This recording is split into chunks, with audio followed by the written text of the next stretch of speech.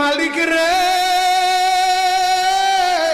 আমি বড় পাপী, আমি বড় গুনাহগার।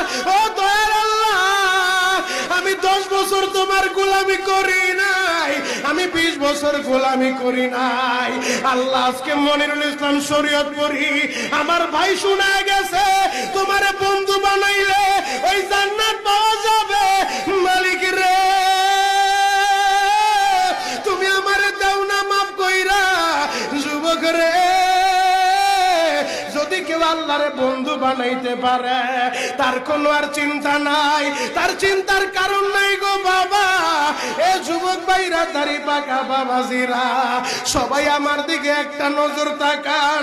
এই যে দেখেন আমি হাতের ভিতরে আহারের টিস্যু দিয়া কাফনের মতো একটা দৃশ্য বানায় ফেললাম। এমন একটা কাপড় আপনার শরীরে একদিন